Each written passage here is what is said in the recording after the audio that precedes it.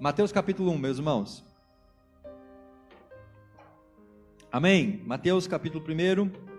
Prepare sua casa para o Natal. Minha palavra tem dois momentos. Um momento mais técnico, um momento mais didático, e depois uma parte mais aplicativa, mais devocional, dentro dessa ideia de preparar a nossa casa para o Natal. Amém? Mateus capítulo 1. Vamos ler junto essa passagem. Evangelho de Mateus capítulo 1, verso 18. Assim foi o nascimento de Jesus Cristo. Maria, sua mãe, estava prometida em casamento a José, mas antes que se unissem, achou-se grávida pelo Espírito Santo. Por José, seu marido, um homem justo, não querendo expô-la à desonra pública, pretendia anular o casamento secretamente. Mas depois de ter pensado nisso, apareceu-lhe um anjo do Senhor em sonho e disse: José, filho de Davi, não temas receber Maria como sua esposa, pois o que nela foi gerado procede do Espírito Santo. Ela dará à luz um filho, e você deverá dar-lhe o nome de Jesus, porque ele salvará o seu povo dos seus pecados. Verso 22, tudo isso aconteceu para que se cumprisse o que o Senhor tinha dito ao profeta: a virgem ficará grávida e dará à luz um filho, e o chamarão Emanuel, que significa Deus conosco. Ao acordar, José fez o que o anjo do Senhor lhe tinha ordenado, recebeu Maria como sua esposa, mas não teve relações com ela enquanto ela não deu à luz um filho. E ele lhe pôs o nome Jesus, preparando a nossa casa para o Natal. Você já começou os preparativos para o Natal? As pessoas estão fazendo isso já há alguns dias, preparando a casa, ornando o lar, colocando luzes, deixando tudo bonito, tudo pronto, tudo preparado, definindo onde vai ser a ceia no dia 24, onde vai ser o almoço no dia 25. As pessoas estão preparando esse ambiente, o anfitrião tem a preocupação de deixar tudo organizado, tudo bonito, tudo decorado, uma mesa bonita, uma mesa posta. As pessoas se preocupam com isso nesses dias. Alguns compram presentes, alguns fazem um amigo oculto, amigo secreto, tudo isso para a preparação do lar. Eu lembro que os mais antigos iam mais longe, lavavam a casa, pintavam a casa, arrumavam tudo para deixar a casa bonita no Natal, no final do ano. O fato é, meus irmãos, que nós precisamos sim preparar a nossa casa, preparar o nosso coração para esse tempo que está chegando. E esse tempo, a Anne mencionou no começo do culto, é chamado tempo do advento.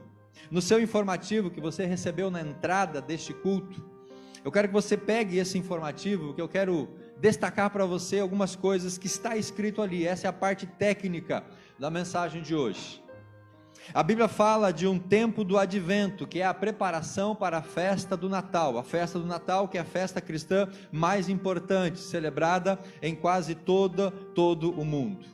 As Escrituras dizem, meus irmãos, que Jesus, ele nasceu na plenitude dos tempos. Gálatas e Efésios, nós vamos ler o texto depois, o apóstolo Paulo usa essa expressão, que na plenitude dos tempos, Jesus nasceu.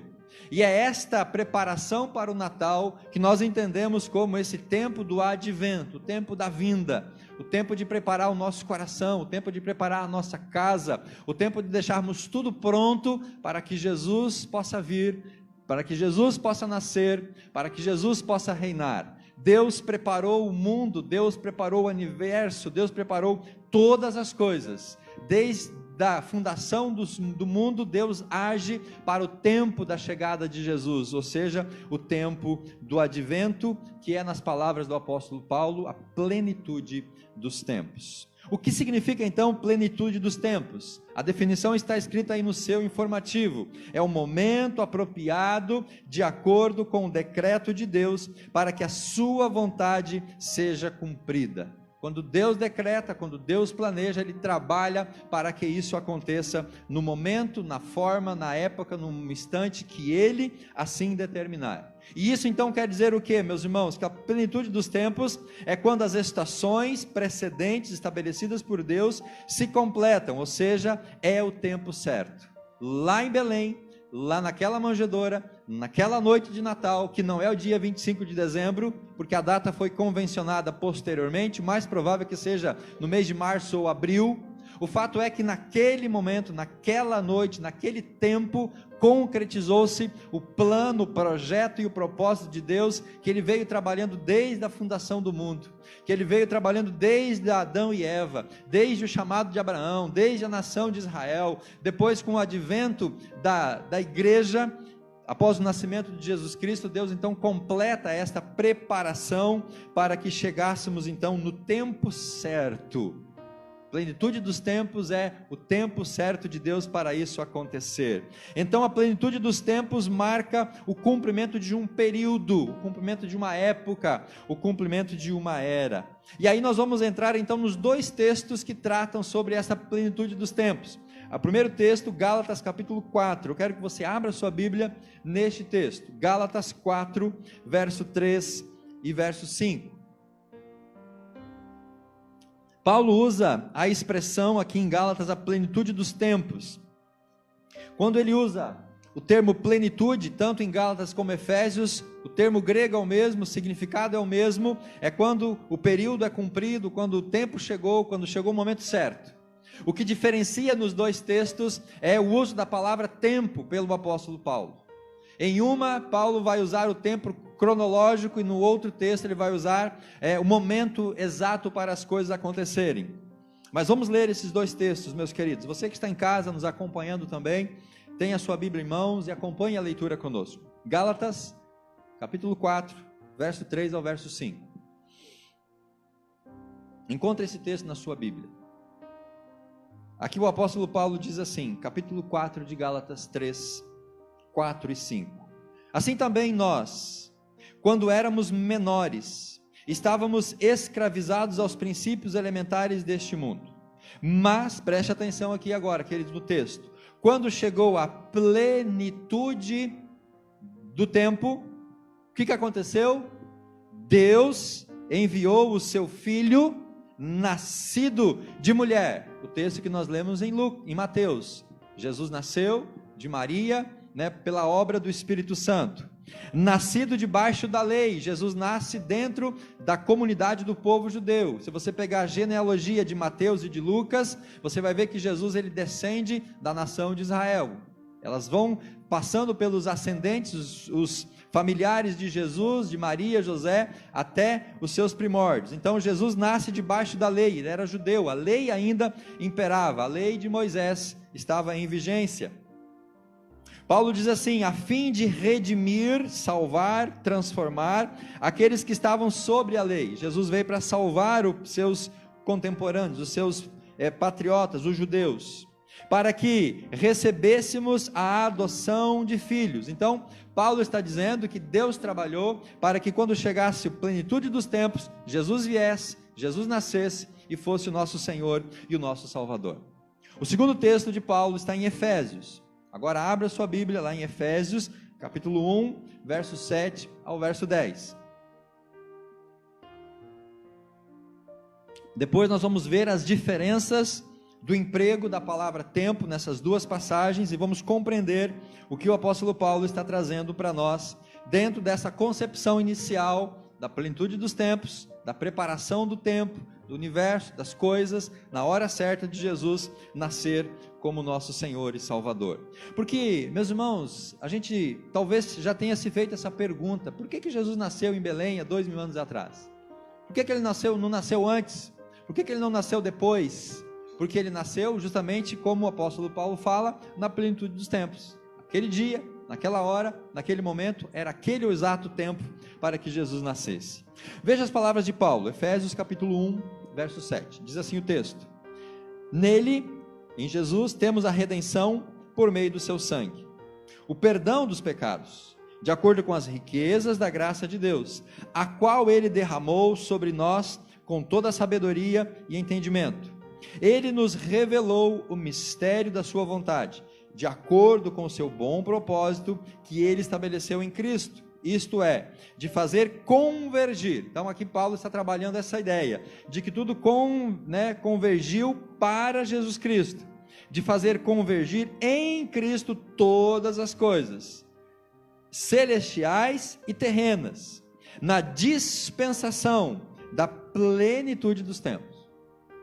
Então o apóstolo Paulo usa aqui, amados, essas duas expressões, a plenitude dos tempos. No original, acompanhe comigo aí no seu informativo, a expressão plenitude dos tempos não é idêntica nas duas passagens, mas ela é semelhante.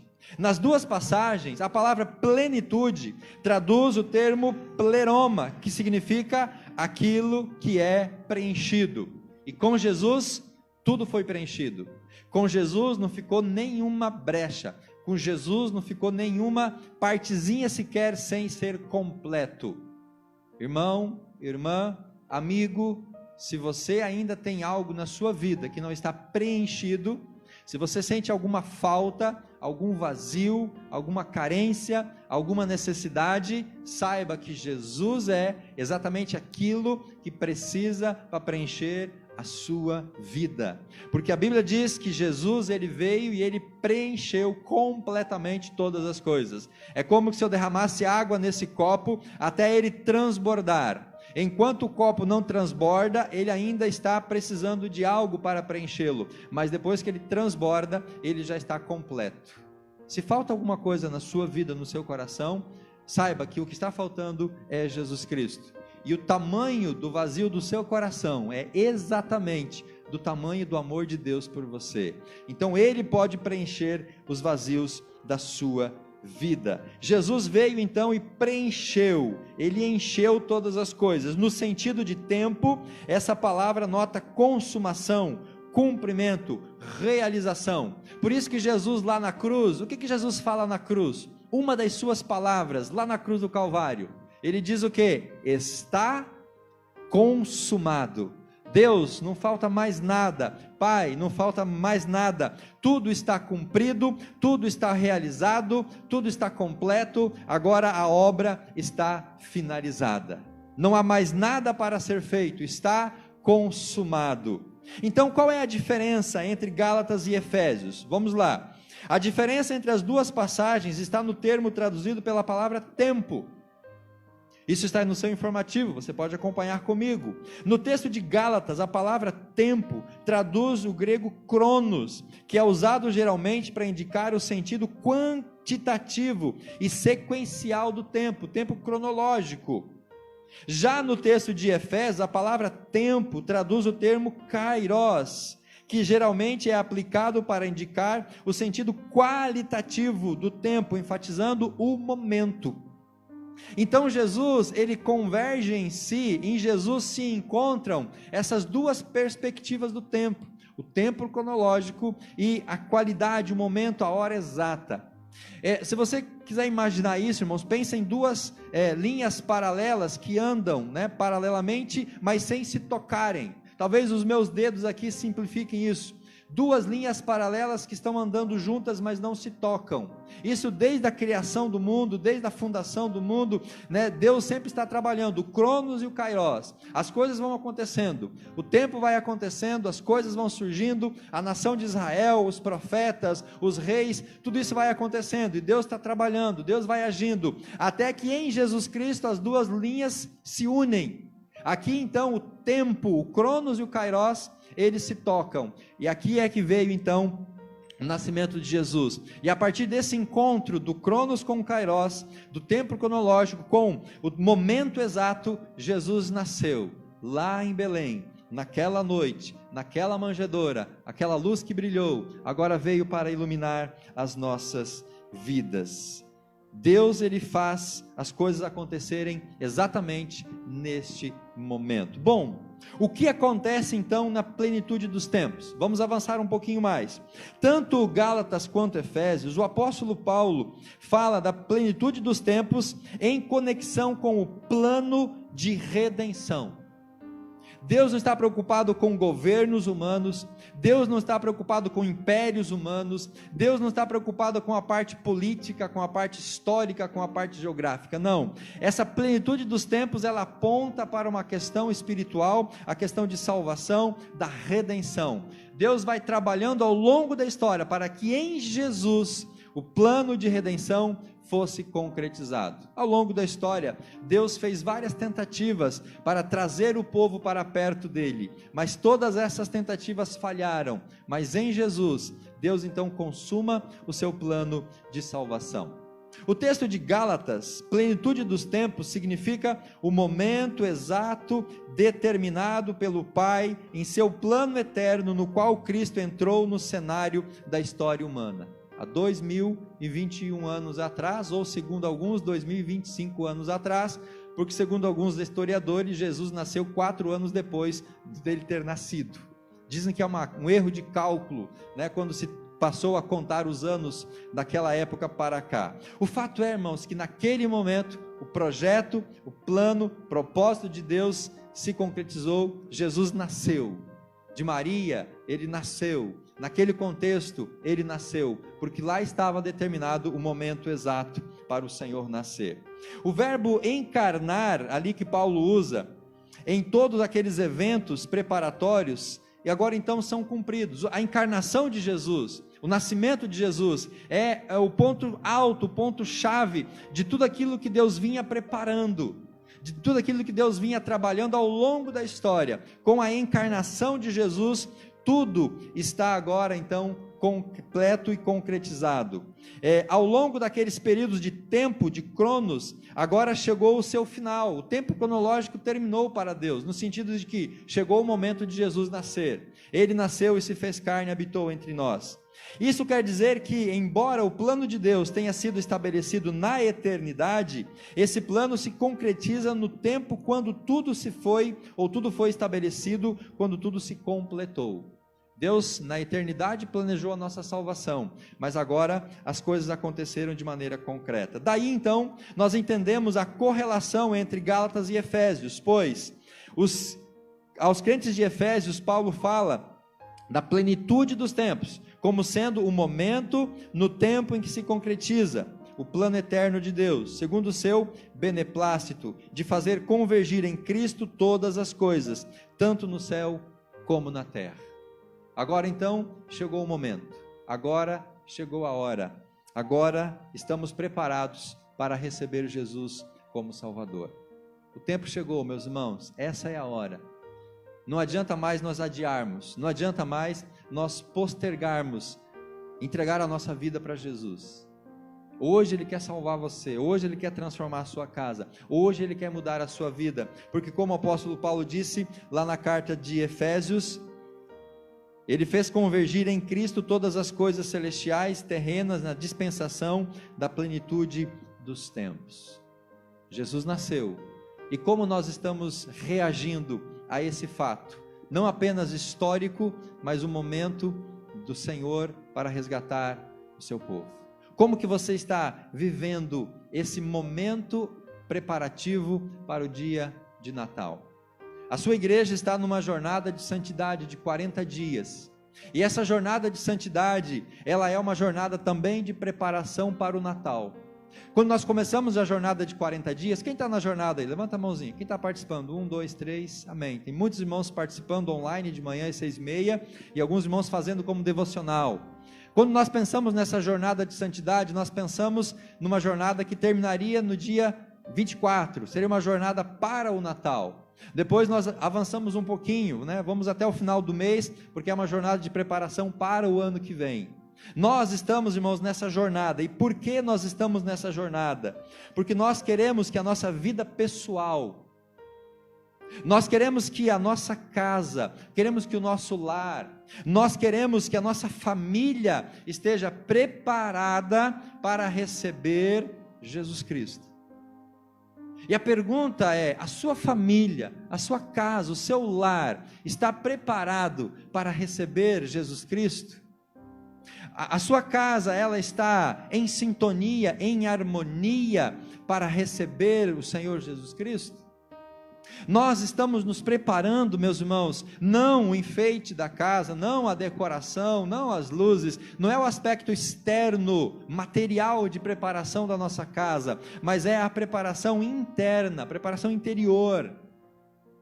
Quando eu estou falando de preparar a casa para o Natal, não é enfeitar a sua casa, mas é preparar o coração, é acertar os relacionamentos, para que nós possamos então receber Jesus como nosso Salvador e oferecer para Ele o melhor que nós temos, que é exatamente o nosso coração. Se os irmãos achavam que eu ia falar sobre a preparação secular para o Natal, os irmãos se enganaram, porque mais importante que preparar a casa, decorar, enfeitar, limpar, é cuidar desta casa aqui, é cuidar do nosso coração, é cuidar da nossa santidade. Quando nós lemos lá no texto de Mateus, capítulo 1, no verso 19, José, o seu marido, um homem justo, não querendo expô-la à desonra pública, pretendia anular o casamento secretamente. O que eu vejo olhando para José e Maria aqui no texto de Mateus, capítulo 1, verso 18 ao verso 24? Eu vejo aqui, meus irmãos, Deus unindo aquele casal. Quando Deus une um casal, qual que é o propósito de Deus? Formar uma família. Quando Deus une um casal com o propósito de formar uma família, essa família, ela se completa com a chegada dos filhos. E aqui nós vemos então Deus preparando o tempo, o advento, o momento, a plenitude para a vinda de Jesus. Para que Jesus viesse, ele precisava de uma mãe, precisava de um pai. Deus agora então está preparando o último ato para a vinda do seu filho. E ele escolhe aquela jovem, Maria, escolhe aquele homem, José, para ser o pai humano, não carnal, mas o pai humano no sentido de cuidar, de dar o amor e a atenção. Deus escolhe essa família para que desta família ele pudesse então cumprir ali o seu plano e o seu propósito. E estava tudo certo, meus irmãos, estava tudo bem, estava tudo preparado para isso acontecer. José assumiu uma relação com Maria, se tornaram noivos, estavam preparando o casamento, estava tudo caminhando para que eles então pudessem fazer um casamento bonito, para que eles pudessem estar se unindo em matrimônio e pudessem seguir a jornada deles. Mas o plano de Deus estava também através daquela família. O que acontece? Maria ficou grávida. José estava então proposto a deixá-la. José estava disposto a abandoná-la, mas ele não queria difamar, ele não queria expor Maria à vergonha. Então ele pensa de secretamente deixá-la. Talvez ele iria fugir, iria para outra região. O fato é que ele não quis expor Maria a uma humilhação.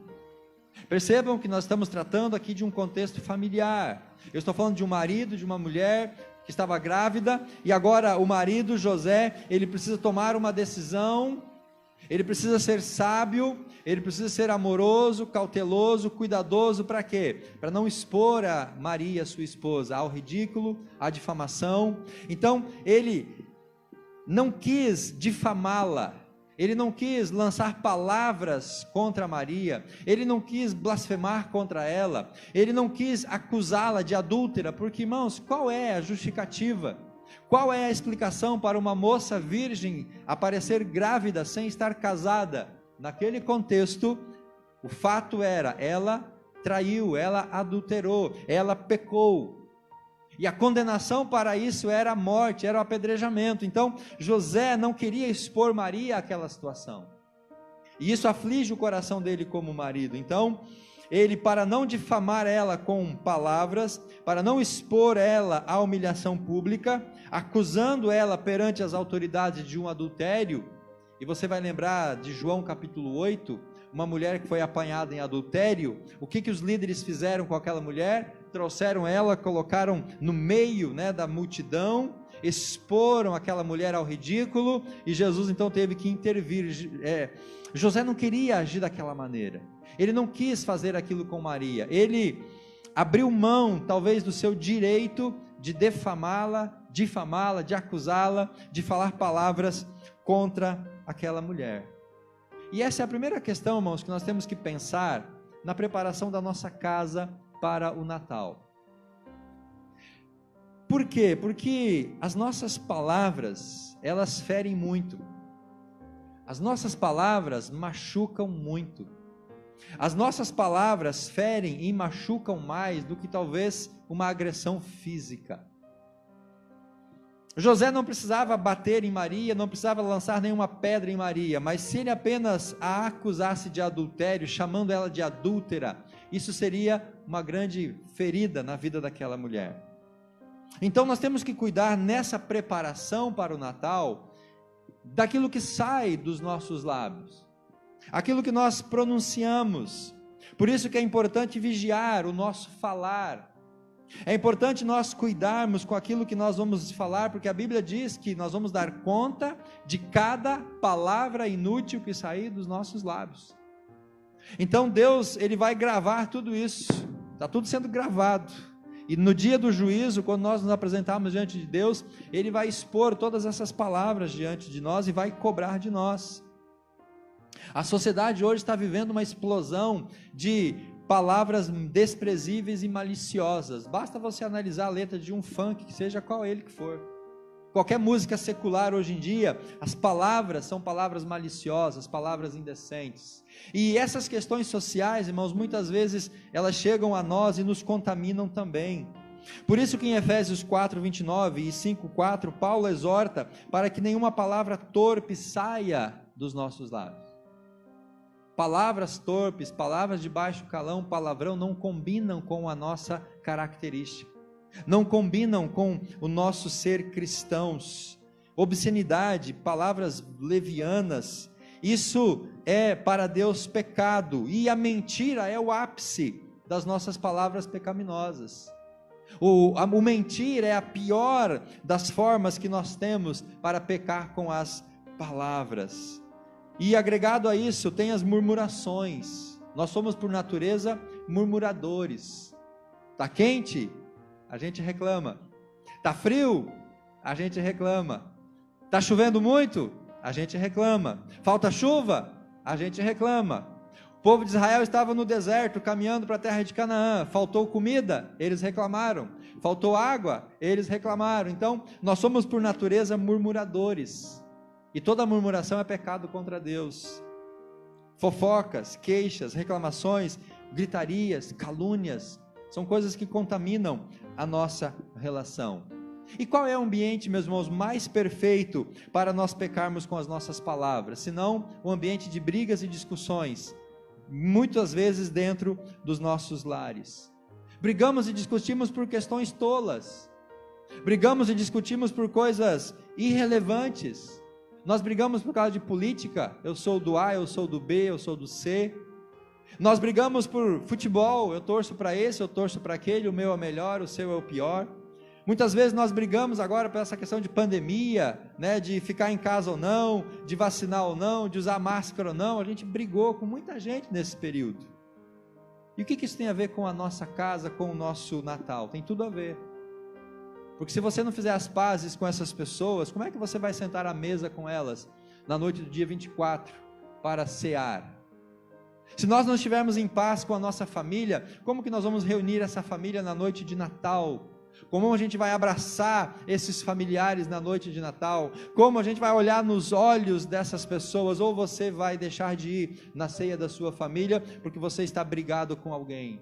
Porque você disse alguma palavra que não deveria dizer, ou porque alguém disse alguma palavra que você não gostou, e essas situações ainda não foram resolvidas, então a sua casa não está preparada para o Natal. Mas dá tempo, o Natal é só na sexta-feira, você tem segunda, terça, quarta e quinta, para você buscar a paz nesses relacionamentos, buscar o perdão, buscar a reconciliação, e que você possa estar bem com a sua família.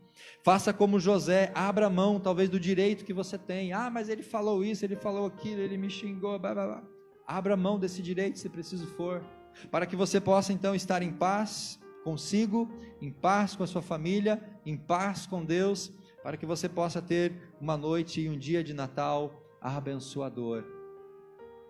Que você possa estar com seu coração em paz, para aquela noite, que é a noite da paz, que é a noite da confraternização, que é uma noite especial nas nossas vidas. Quando nós lemos o verso 24 do texto de Mateus, queridos, nós vemos aqui mais um aspecto de José e Maria nessa questão familiar. Veja ali o verso 24. Ao acordar, José fez o que o anjo lhe tinha ordenado. Ele recebeu Maria como sua esposa, mas não teve relações com ela enquanto ela não deu à luz. Quanto tempo durou na cabeça, na mente, no coração de José o sentimento de que Maria tinha traído?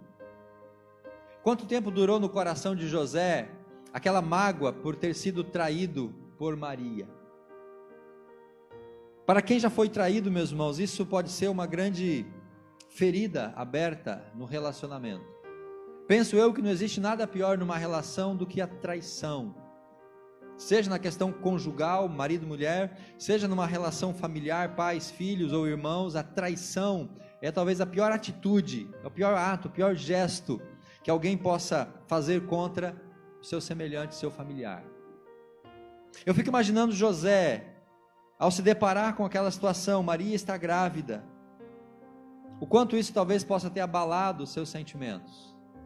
Ele iria deixar Maria, ele iria abandoná-la, mas aí o anjo intervém, o anjo conversa com José, e na minha concepção, irmãos, isso vai trabalhar em José a necessidade de perdão, a necessidade de reconstruir relacionamentos, receber Maria, acolhê-la, cuidar dela, ver a sua barriga crescendo, depois ser pai humano, no sentido de cuidado daquele filho que estava para nascer. E aqui entra o segundo aspecto dessa relação familiar. Se você ler o capítulo 5 aqui de Mateus ainda, verso 23 e verso 24, Jesus vai trabalhar algo muito importante nos nossos relacionamentos. Portanto, se você estiver apresentando sua oferta diante do altar e ali lembrar que o seu irmão tem algo contra você, deixe a sua oferta diante do altar, vá primeiro, reconcilie-se com seu irmão, depois volte e apresente a sua oferta. Entre em acordo depressa com o seu adversário que pretende levá-lo ao tribunal. Faça isso enquanto ainda estiver com ele a caminho, pois caso contrário, ele poderá entregá-lo ao juiz, o juiz ao guarda e você ser jogado na prisão. Como estão esses relacionamentos? Existe algo que precisa ser perdoado, que precisa ser acertado nas suas relações pessoais? Por consequência talvez de palavras, de situações, de brigas, de discussões. Existe perdão para ser liberado ou perdão para ser recebido? Essa é uma preparação, queridos, para o nosso Natal. Relacionamento de José e Maria estava indo bem, estavam seguindo os costumes daquela época, eles estavam comprometidos publicamente, o noivado já era como que o casamento concretizado. Tudo encaminhado para um casamento feliz, mas a plenitude dos tempos chegou, Maria ficou grávida do Espírito, e aquele relacionamento agora foi abalado. Como está o seu relacionamento familiar? Como está a sua relação com o seu cônjuge? Como está a relação com os seus filhos? Como está a relação com os seus irmãos? Como está a relação com os seus pais? Nós temos que pensar, irmãos, nesses relacionamentos, porque o que é o Natal, senão a congregação, o ajuntamento de familiares? E por isso nós temos que andar em santidade dentro dessa esfera. Os relacionamentos são outro campo minado para nós pecarmos e para que nós tenhamos desavença com pessoas da nossa casa. Quando nós não tratamos bem os relacionamentos ou não somos sábios nessas relações, nós podemos sofrer graves problemas na nossa família. Para não me alongar muito, queridos, pense em pessoas que te ofenderam e te machucaram de alguma maneira. É preciso acertar os ponteiros com essas pessoas. Tem alguém que te ofendeu, que te magoou, que te feriu e que você ainda não acertou os ponteiros com essa pessoa? Pastor, mas não é fácil. Sei que não é fácil, mas é necessário. Não é fácil, mas é necessário. Perdoar não é uma escolha sentimental, perdoar é uma decisão. Decida perdoar, decida liberar o perdão, decida humildemente se humilhar e ir procurar aquela pessoa e acertar a situação com ela, fazer as pazes, deixar esse relacionamento em paz. Se você machucou ou ofendeu alguém, dê esse passo, procure a pessoa, refaça esse relacionamento. Agora tem uma outra esfera dentro dessa expectativa: guardar amarguras e ressentimentos contra alguém que nos ofendeu. Se alguém te ofendeu, se alguém te feriu, perdoe de todo o coração, como fala em Mateus capítulo 18, verso 35, mas não basta dizer que perdoou, é preciso de fato mostrar abertamente que perdoou, porque muitas pessoas dizem, eu te perdoo. Muitas pessoas dizem, não, está tudo bem, está tudo certo, está perdoado, está tudo ok, mas lá dentro do coração, guardamos amarguras, guardamos rancores, guardamos raivas. Não basta apenas com palavras dizer que perdoamos, é preciso de fato perdoar. Perdoar irmãos da igreja. Tem algum irmão, alguma irmã que você teve alguma desavença e que você não perdoou ainda, que vocês não estão bem um com o outro? Existe algum amigo, algum familiar? Talvez você esteja chateado com Deus, porque Deus não respondeu uma oração sua, Deus não fez aquilo que você queria que Ele fizesse. É preciso, irmãos, perdoar, é preciso receber este perdão, para que essas relações estejam preparadas para o Natal. Existe algum relacionamento inadequado que nós estamos envolvidos? Nós nos envolvemos de alguma maneira com alguém, com alguma pessoa, seja até mesmo uma amizade, seja qualquer outra forma de relação inadequada. Se nós temos uma relação inadequada com alguma pessoa, temos que romper essa relação inadequada. Nós temos que dar um passo para que isso não seja uma abertura para que nós venhamos a pecar. Relações inadequadas, elas vão de um adultério até uma proximidade inadequada ou estar emocionalmente envolvido com outra pessoa de forma indevida. Talvez você, homem, converse muito mais com outro colega de trabalho do que com a sua esposa. Talvez você, mulher, converse, abre o seu coração, desabafa muito mais com outras pessoas do que com a sua própria família. Então, relações inadequadas são aquelas relações que nós temos com pessoas que deveriam, na verdade, ser um limite nessas relações. Você tem negligenciado a participação na sua igreja? Você não está se relacionando com a sua igreja como poderia, como deveria? Você não tem participado da vida da sua igreja de forma ativa como você poderia? É preciso rever isso também, queridos, nesse final de ano. E para finalizarmos, nós estamos falhando nos nossos relacionamentos familiares. Como marido, como homem, eu estou assumindo a função de cabeça de sacerdote da minha casa. Eu, como marido, eu estou provendo, estou nutrindo, estou dando a direção para a minha família. Eu estou amando os meus familiares com amor sacrificial. Eu estou me doando por amor a eles. Eu estou suprindo as necessidades físicas, emocionais, espirituais, financeiras da minha família. Você, homem, é o cabeça da sua casa. Você é o sacerdote. Como esposas, vocês estão vivendo em submissão, aquela submissão amorosa, debaixo da palavra de Deus, à luz da palavra de Deus, aquela submissão onde você se alegra em poder estar ajudando e ser companheira, ser ajudadora do seu esposo. Nós, como pais e mães, estamos criando os nossos filhos na disciplina, na admoestação, na instrução do Senhor?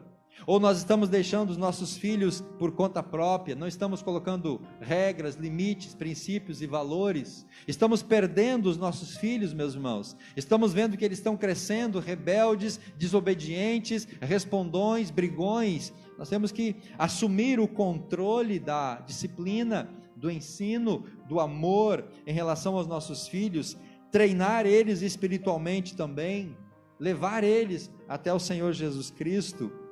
Você, como filho, está honrando os seus pais, está respeitando os seus pais, você está obedecendo aos seus pais, você está, como filho, buscando obedecê-los, honrá-los à luz da palavra de Deus? Ou você está sendo rebelde, ou você está sendo ingrato, blasfemo, respondão?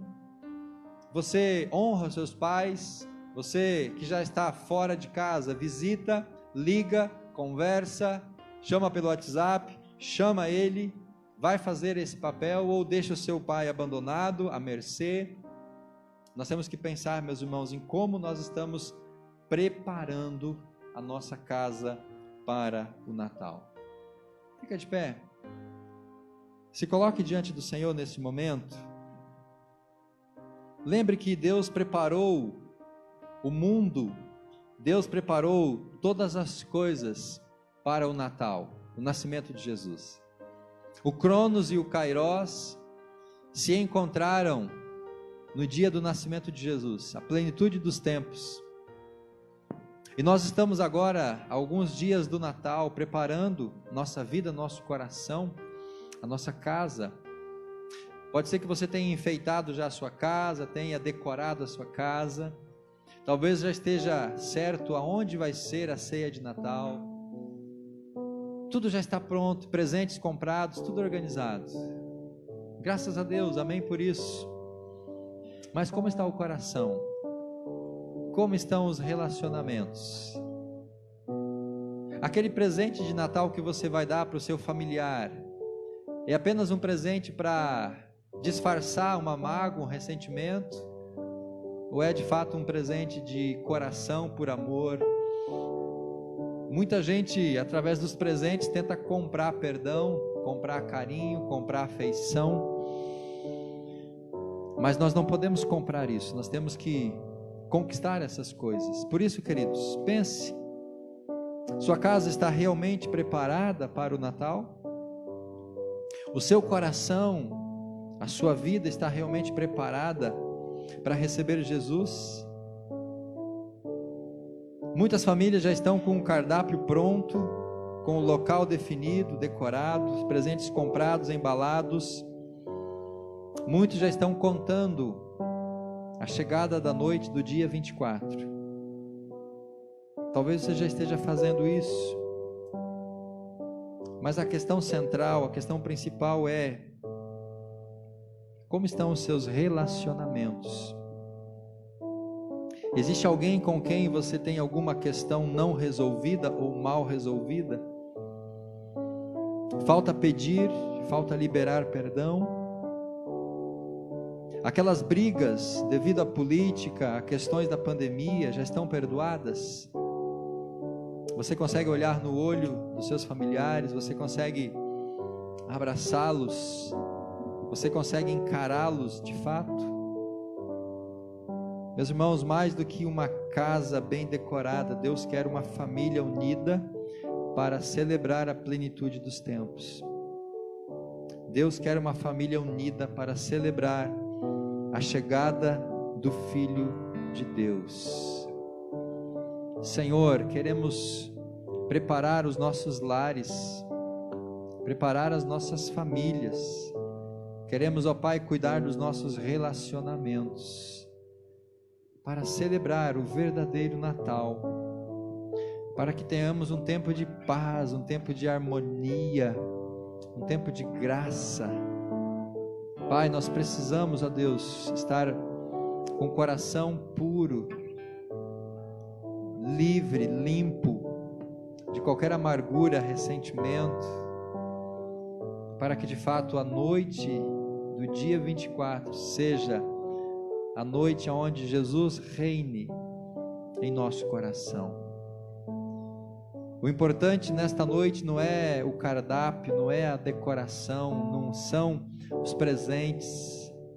Muita gente passa o Natal apenas como uma festa, como uma celebração, um tempo de festejar, e esquecem do verdadeiro motivo deste Natal, que é a pessoa de Jesus Cristo.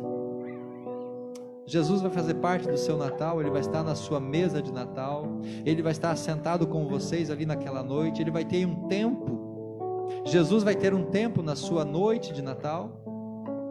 É muito comum as famílias prepararem, reunirem-se, e nem lembrar de Jesus, não fazer nenhuma oração, não cantar nenhum hino, nem um corinho, nenhuma expressão de gratidão.